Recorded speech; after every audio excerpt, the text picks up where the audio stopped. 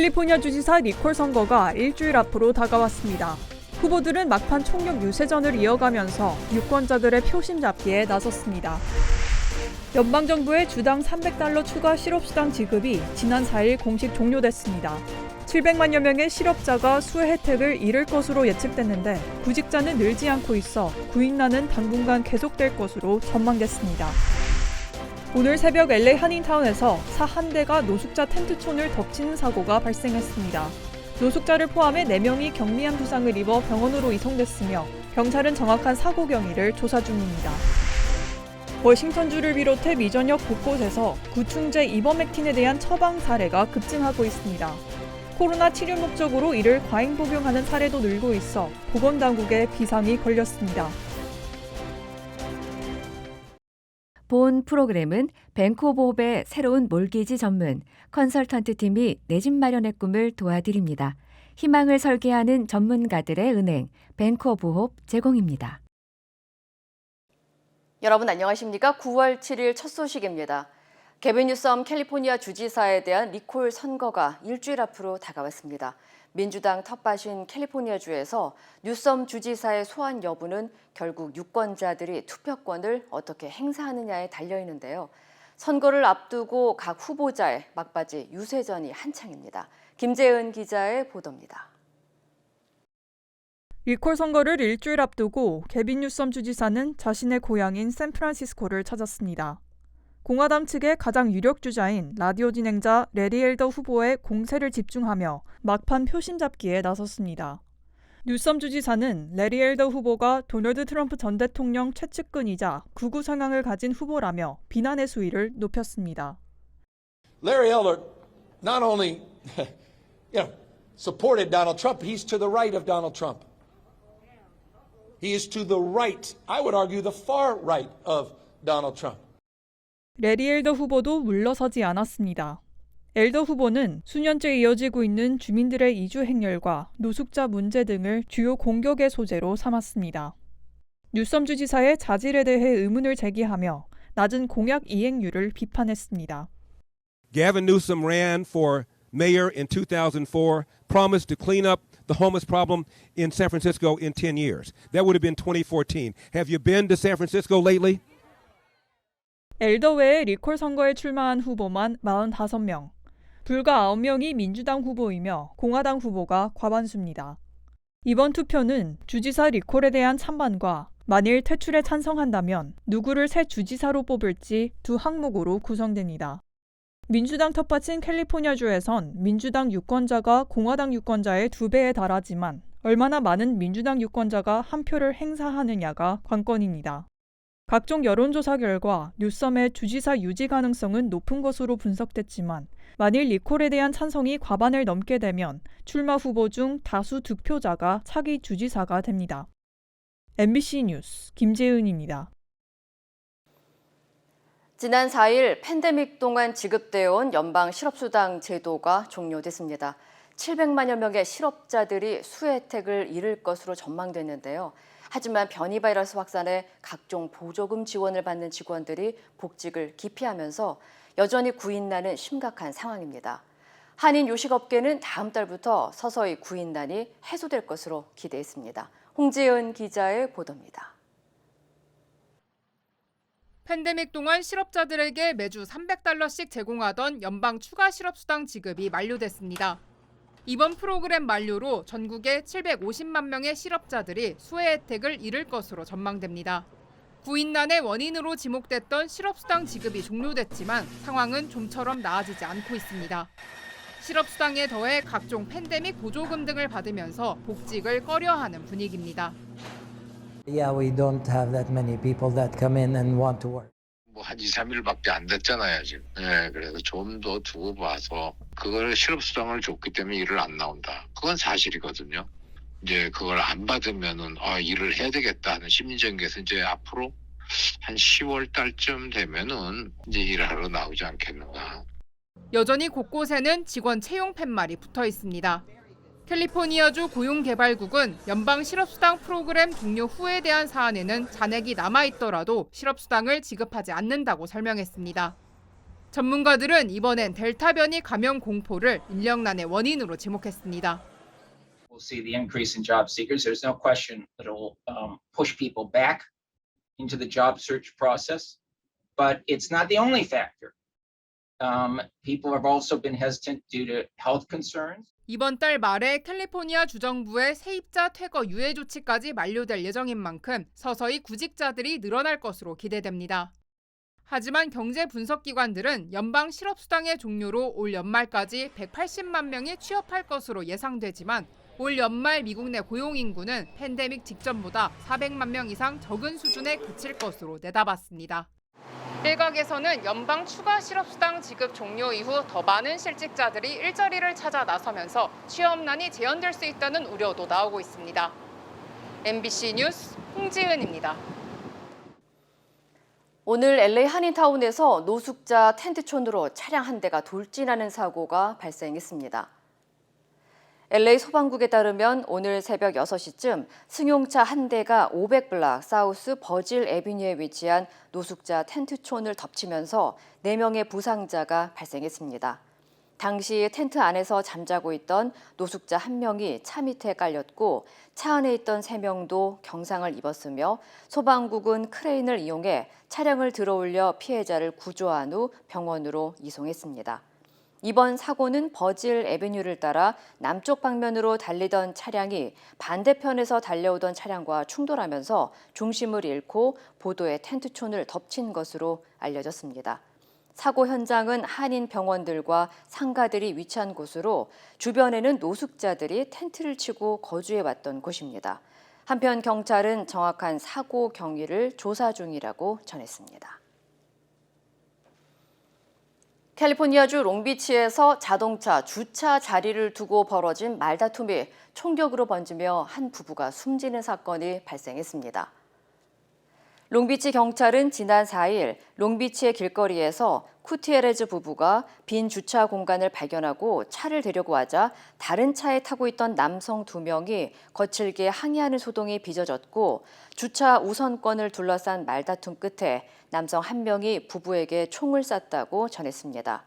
39세의 기자르 쿠티에레즈는 총에 맞아 현장에서 숨졌고 부인 마리셀라 오노라토는 병원에서 숨을 거뒀습니다.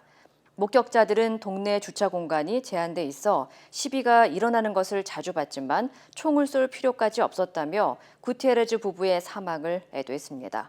경찰은 달아난 용의자들을 뒤쫓고 있다며 이들의 행방과 관련한 제보와 신고를 주민들에게 당부했습니다. 연방보건당국이 구충제 이버맥틴이 코로나19 치료에 효과가 없다고 재차 강조했음에도 불구하고 미 전역 곳곳에서 처방 사례가 급증하고 있습니다. 워싱턴주 보건국에 따르면 지난달 둘째 주 전국에서 이버맥틴의 처방 건수는 팬데믹 이전보다 무려 24배 증가한 8만 8천 건으로 집계됐습니다. 특히 지난해부터 이버맥틴을 복용한 뒤 신체에 이상이 생겨 독극물 통제센터로 신고가 접수된 사례 역시 3배 증가한 것으로 확인됐습니다. 이버맥틴은 동물의 기생충을 치료하거나 예방하는 데 사용되며 사람의 경우 외부 기생충이나 일부 피부 감염 치료를 위해 연방식품의약국 FDA의 승인을 받은 상태입니다. 하지만 당국은 이버맥틴이 코로나 치료제로 승인된 것은 아니라며 이를 인체에 사용할 경우 매우 강한 독성 부작용이 나타날 가능성이 있다고 경고했습니다. 노동절 연휴를 맞아 항공기를 이용한 여행객이 팬데믹 이전 수준으로 회복하면서 코로나19 추가 확산에 대한 우려가 제기되고 있습니다. 연방교통국 TSA에 따르면 이번 노동절 연휴 기간 전국 공항 검색대를 통과해 항공기 여행에 나선 여행객은 350만 명으로 팬데믹 이전인 2019년과 비슷한 수준으로 회복했습니다. 이에 대해 연방질병통제예방센터 CDC는 노동절 연휴 기간 대규모 인구 이동으로 코로나 유행 상황이 더 악화할 가능성이 있다고 우려했습니다. 특히 인구 대이동이 대면 수업 재개 등과 맞물리면서 오는 25일까지 코로나 확진자 중 19,000여 명이 추가로 사망할 것으로 예측했습니다. 이런 가운데 뮤 변이 바이러스 감염 사례가 확산하고 있으며 현재까지 미 전역에서는 2천여 명의 확진자가 발생한 것으로 집계됐습니다. 미국에서는 코로나19 누적 확진자 수가 4천만 명을 돌파했습니다. 8명 중 1명이 걸린 셈인데 여행객이 늘면서 확산세가 더 커질 수 있다는 우려가 나오고 있습니다. 워싱턴에서 박성호 특파원입니다. 미국의 코로나19 누적 확진자 수가 4,012만 명으로 집계됐습니다. 미국 인구 3억 3천만 명을 감안하면 8명 중 1명꼴로 코로나에 걸린 적이 있는 셈입니다. 특히 지난 여름 이후 확산세가 꺾이지 않고 있습니다. 신규 확진자 수의 7일간 평균이 13만 7천 명으로 약간 줄긴 했지만 지난 6월 말 11,000명이었던 최저치에 비해 12배가 뛰었습니다. 신규 사망자 수의 7일간 평균은 1,449명으로 그 전주에 비해 10% 증가했습니다. 이번 환자 수도 10만 명을 넘어 지난 겨울 대유행 때와 같은 수준입니다. 현재 백신 접종을 마친 사람의 비율은 53.2%입니다. 백신 맞을 대상인데도 맞지 않은 사람이 7,500만 명에 달한다고 보건당국자들은 걱정합니다. We hope that we don't see much increase at all. The overwhelming majority of those people vaccinated, we could turn this around. 특히 지난 주말을 끼고 4일간의 노동절 연휴 때 여행객이 급증한 게 새로운 걱정거리입니다. 공항을 이용해 여행을 떠난 사람들이 720만 명으로 작년보다 2배 늘었습니다. 백신 접종률이 낮은 엘라베마, 사우스캐롤라이나 주 등에선 연휴 기간에 마스크를 쓰지 않은 관중들이 미식 축구 경기장을 가득 메웠습니다. 전문가들은 또 한 번의 확진자 급등에 대비할 때라고 경고합니다. 바이든 대통령은 델타 변이와 관련해 이틀 뒤 대국민 연설에 나설 예정입니다. 워싱턴에서 MBC 뉴스 박성호입니다. 텍사스 주에서 투표권을 제한하는 내용이 담긴 법안이 통과됐습니다. 그렉 에버 텍사스 주지사는 오늘 별도의 기념식을 열고 텍사스 주에서 유권자들의 투표권을 제한하는 내용을 골자로 한 선거법 개정안에 최종 서명했습니다.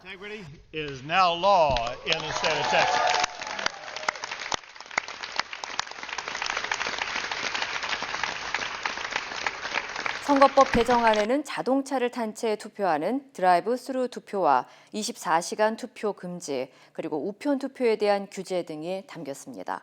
공화당은 새 법안이 투표를 더 쉽게 하고 부정 행위를 감시함으로써 투표 결과의 신뢰성을 높이는 것이라고 강조하는 반면 민주당은 이 법안이 우편 투표를 비롯해 유색 인종의 투표권 행사를 더 어렵게 만드는 것이라고 피력했습니다. 한편 시민단체와 유색인종 단체들은 텍사스 선거법이 헌법과 연방법이 규정한 투표권을 침해한다며 소송을 제기하고 무효화 투쟁에 나설 뜻을 밝혔습니다. 조 바이든 대통령의 부인 질 바이든 여사가 대학 강단으로 돌아갔습니다. 지난 몇 달 동안 온라인 수업을 통해 글쓰기와 영어 교육을 진행했던 바이든 여사는 노던 버지니아 커뮤니티 칼리지로 복귀해 대면 수업을 진행했습니다. 바이든 여사는 백악관에서 정규직으로 일하는 첫 번째 영부인으로 조 바이든 대통령이 부통령으로 재임하던 8년의 기간에도 교사로 재직했습니다. 랜디 바이가르텐 미국 교사연맹 회장은 바이든 여사의 복직에 대해 영부인이 하는 일의 규범을 깨트렸다고 전했습니다.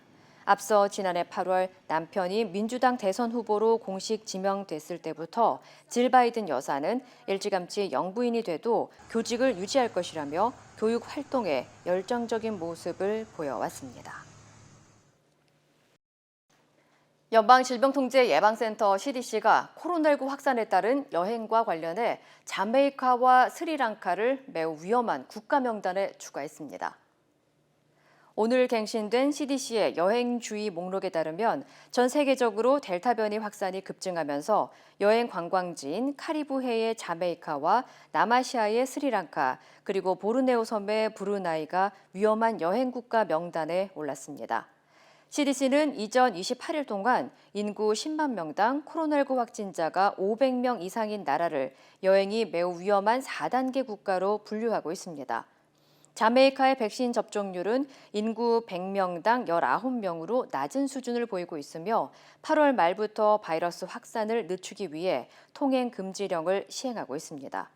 스리랑카는 높은 백신 접종률에도 불구하고 최근 확진자가 급증하면서 여행 위험 국가로 지정됐습니다. CDC의 매우 위험한 여행 국가 명단에는 프랑스와 그리스, 스페인, 태국, 영국 등 77개국이 포함됐습니다. 추석을 맞아 한인은행들이 무료 송금 서비스를 시작합니다. 뱅크 오브 호프는 오는 15일부터 21일까지 은행 고객들을 대상으로 한국과 홍콩, 중국, 베트남, 대만으로 보내는 송금에 대해 수수료를 면제한다고 밝혔습니다. 한미은행과 퍼스픽시티뱅크는 오는 14일부터 21일까지 한국, 중국 등의 국가에 대해 무료 송금 서비스를 제공합니다. 또 CBB와 오픈뱅크는 각각 15일과 14일부터 한국으로 보내는 송금 서비스를 무료로 지원하고 US 메트로뱅크는 오는 13일부터 9일 동안 한국과 중국, 베트남으로 보내는 송금에 대해 수수료를 면제할 예정입니다. 한인은행의 무료 해외 송금 서비스는 개인 고객이라면 누구나 이용할 수 있으며 송금액의 제한은 없습니다. 인기 있는 건강기능식품으로 3년 연속 1위를 차지한 홍삼 제품, 선물로 많이들 주고받으실 텐데요.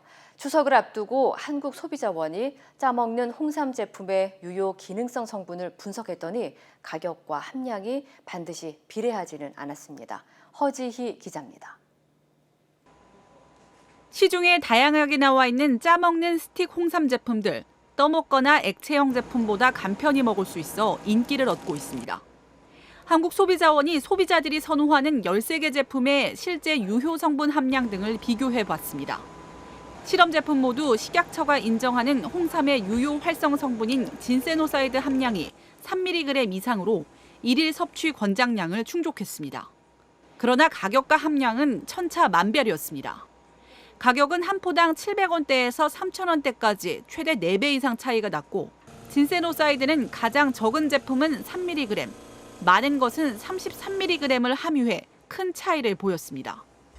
가격과 함량도 비례하지 않았습니다. 정관장 홍상점 에브리타임 한 포당 진세노사이드 함량은 24mg으로 3,200원으로 가장 비쌌지만 대상라이프의 진생 에브리데이 홍삼 스틱 제품은 비슷하게 23mg을 함유하면서 가격은 1,633원으로 거의 반값이었습니다. 또 가장 많은 33mg을 함유한 대동고려삼의 홍상점 프리미엄 제품도 한 포당 가격이 2,000원으로 정관장 제품보다 37%가량 저렴했습니다. 피로 개선 및 면역성 증진에 있어서 기능성에 대해서는 모든 제품이 다 충족을 했습니다. 다만 제품마다 가격과 진세노이드 사이드 함량이 좀 다르기 때문에 소비자는 그런 것들을 확인하고 구매를 하시는 게 좋겠습니다. 또 농도가 진하다고 해서 진세노사이드 함량이 많은 것도 아니었습니다. 제품이 좀 더 걸쭉하면 좋겠다, 아니면 제품이 너무 묽은 것 같다, 이런 의견들이 있으신데 소비자원에서 확인한 결과 이제 제품 점도와는 진세노사이드 함량과는 상관성이 없었습니다. 실험 제품 가운데 고려 인삼 유통 제품만 유일하게 표시보다 실제 함량이 부족해 시정 명령이 내려졌습니다.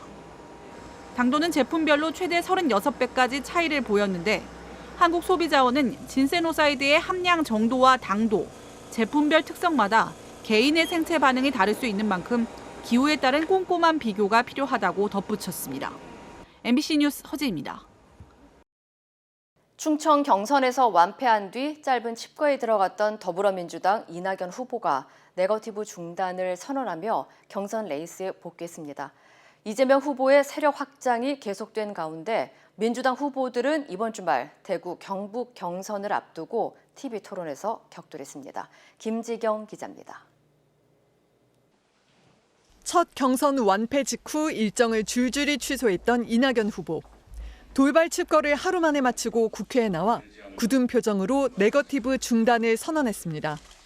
정책과 메시지도 미래지향적인 것으로 집중하겠습니다. 네거티브 선거로 오해받을 만한 일은 저도 캠프도 하지 않을 것입니다. 이재명 후보를 겨냥한 검증이 네거티브 공세로 비춰진 게 패배 원인이라고 진단하고 경선 전략을 수정한 겁니다. 복잡한 심경을 정리하려는 듯 고 김대중 전 대통령 묘역을 찾기도 했습니다. 대세론을 굳히려는 이재명 후보의 캠프에는 부산 친문 전재수 의원이 전격 합류했습니다. 최근까지 정세균 후보 캠프의 공동 대변인을 맡고 있었는데 이재명 후보가 노무현 문재인 정신 계승의 적임자라며 지지에 나선 겁니다.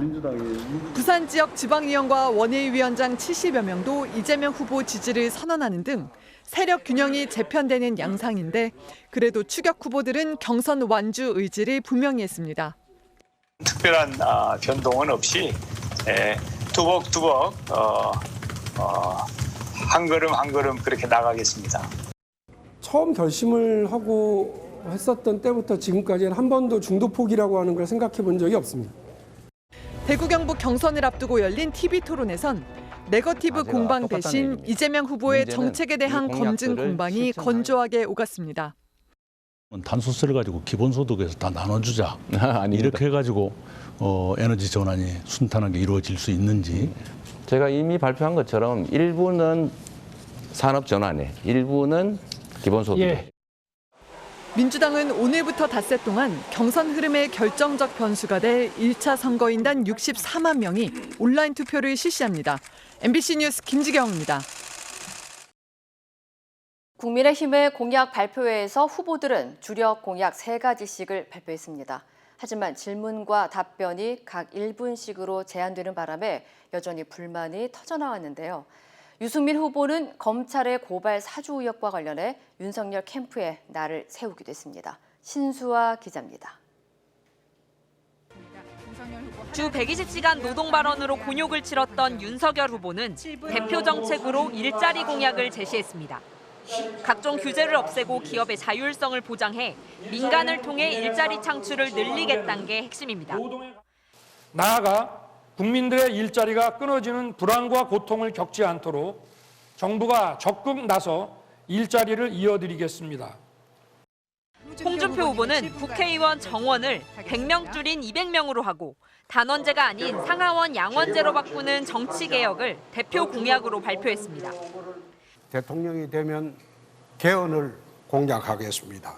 대통령은 4년 중임제로 하고 국회의원의 불체포 특권을 폐지하도록 하겠습니다.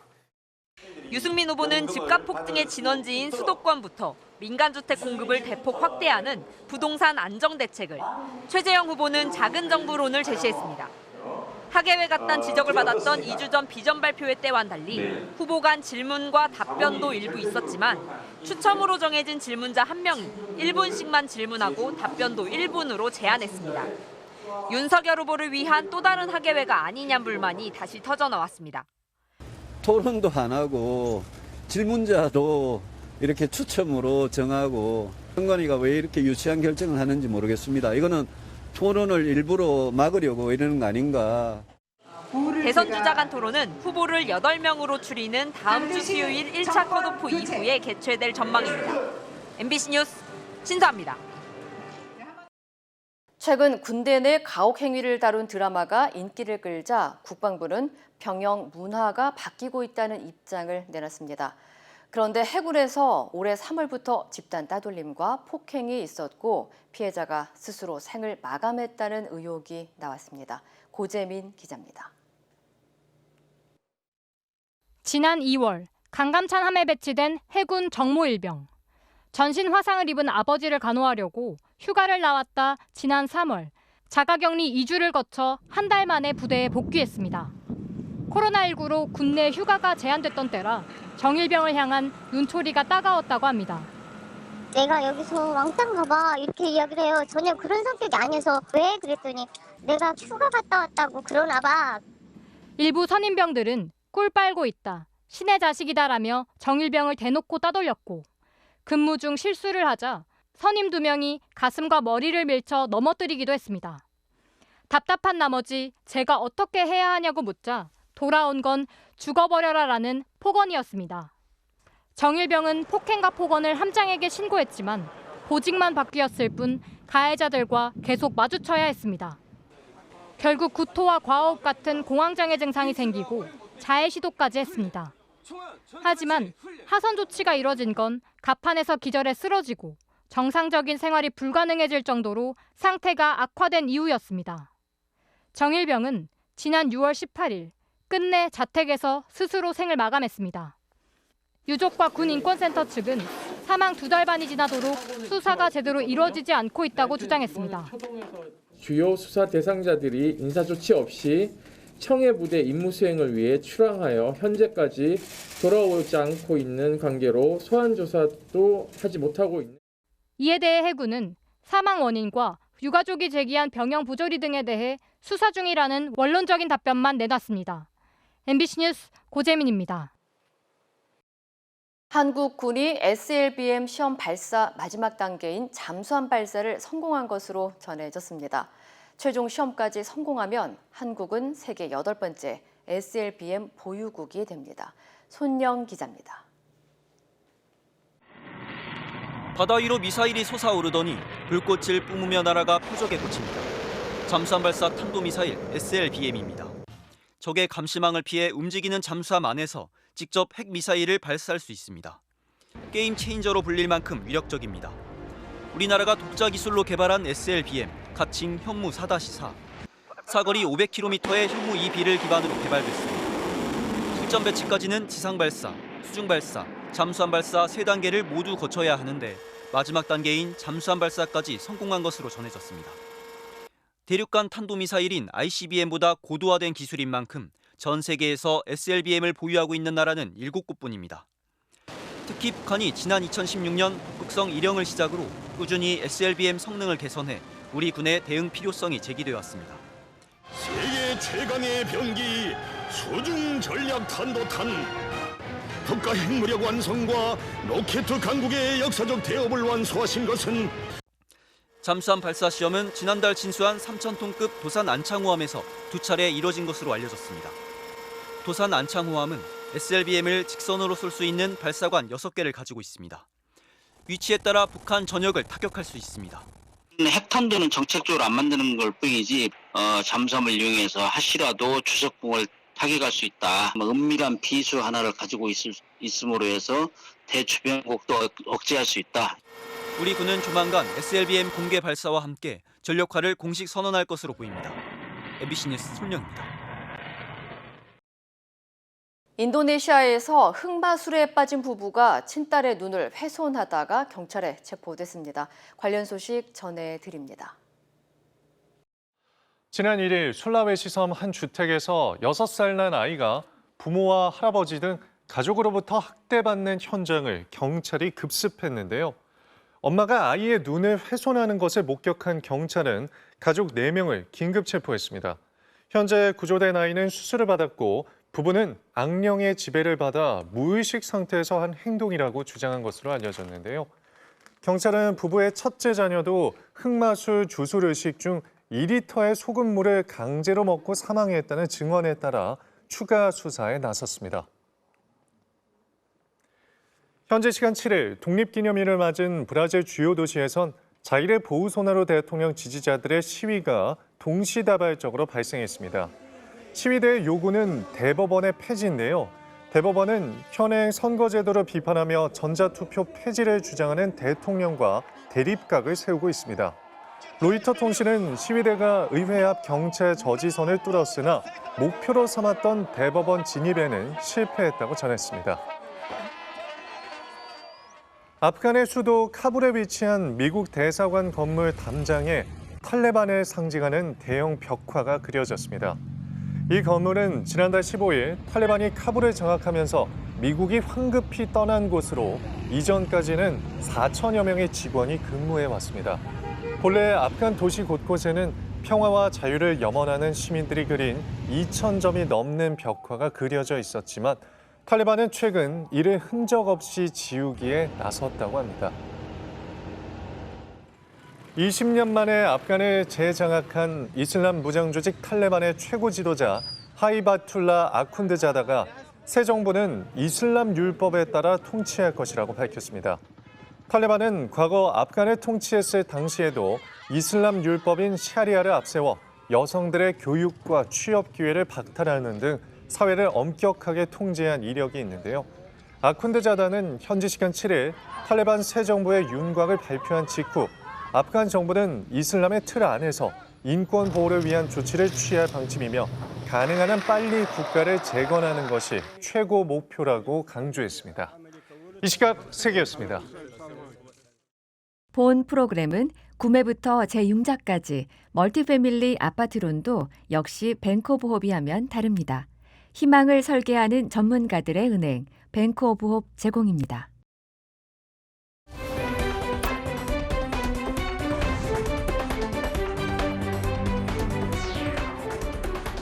인터넷과 SNS에서 화제가 된 이슈를 전해드리는 투데이 이슈톡 시간입니다.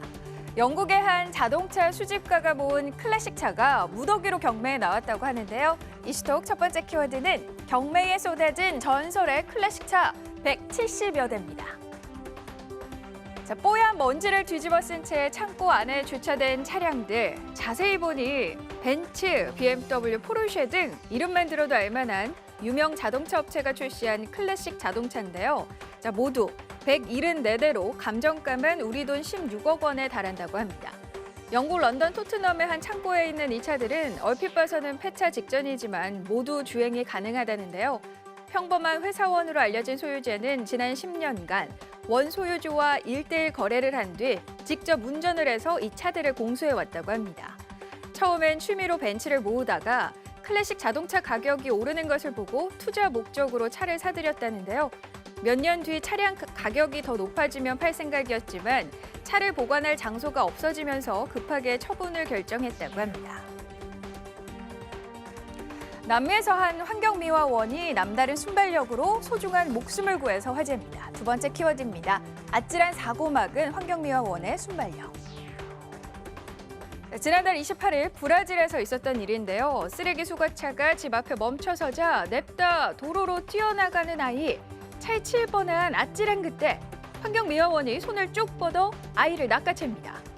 평소 아이의 할아버지는 집 앞 도로와 인접한 대문을 늘 닫아뒀는데 이날은 실수로 문을 열어놨다는데요. 뒤늦게 이 소식을 들은 아이의 가족들은 놀란 가슴을 쓸어내리며 환경미화원을 향해 아이를 구하러 온 천사 같다며 감사를 전했습니다. 놀라운 순발력을 보여준 환경미화원은 아이가 위험해 보여서 계속 주시하고 있었다며 때마침 현장에 있어서 비극을 막을 수 있었다고 소감을 밝혔습니다.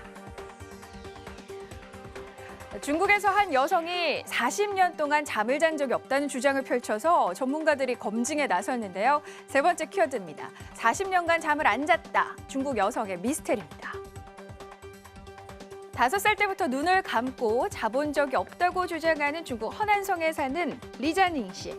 실제 마을 사람들도 그녀가 눈을 감고 자는 걸 본 적이 없다고 하는데요. 리 씨의 남편 역시 결혼한 후에야 아내가 잠을 자지 않는다는 것을 알아채고 아내를 위해 수면제도 사다 줬지만 소용이 없었다고 합니다. 검사를 위해 찾아간 병원에서도 속 시원한 답을 듣지 못했다는데요. 자, 그런데 베이징의 한 수면센터를 찾아갔다가 드디어 그 비밀이 밝혀졌습니다. 리 씨는 뇌파 검사에서 하루에 10분 이상 눈을 감지 않는 것으로 나타났다는데요. 전문가들은 그녀가 보통 사람들과 수면 방식이 다른 거라고 진단하며 목유병 환자가 잠들어도 몸을 뒤척이는 것과 비슷한 현상이라고 설명했습니다. 영국의 한 공원에 UFO를 닮은 이색 숙박시설이 등장했다고 합니다. 네 번째 키워드입니다. 영국 공원에 나타난 UFO, 1박에 60만 원입니다. 영국 남서부의 한 공원에 떡하니 등장한 UFO.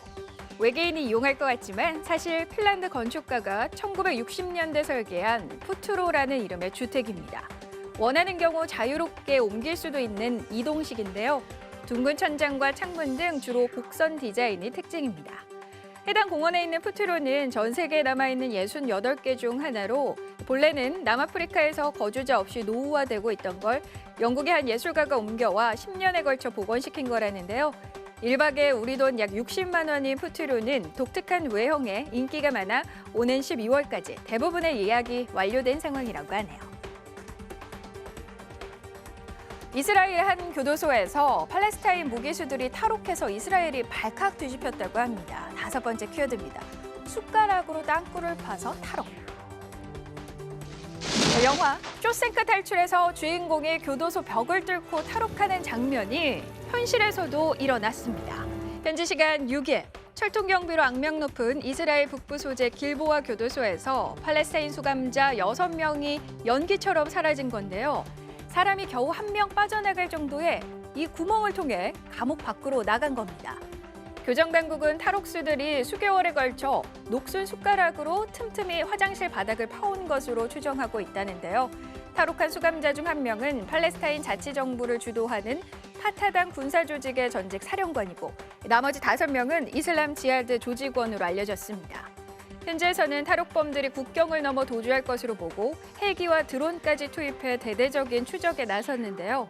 보안 수준이 높기로 유명한 길보아 교도소에서 탈옥 사건이 발생한 건 매우 드문 일로 현지에서는 이번 사건을 두고 최악의 탈옥 사건이라고 비판하고 있습니다.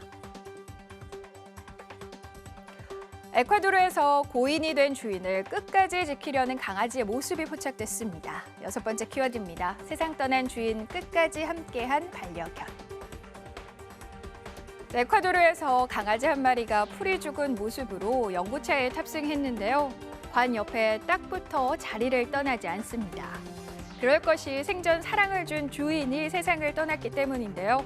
주인이 외로울 거라고 생각할 걸까요? 장례식장에서도 관이 놓인 받침대 아래에서 웅크리고 앉아 조문객을 받았습니다. 묘지로 향하는 마지막 작별 인사를 하는 순간까지 고인의 곁을 지키려는 반려견. 주인과 반려견 사이에 깊은 애정과 충성심이 느껴지네요. 투데이 이슈 톡이었습니다.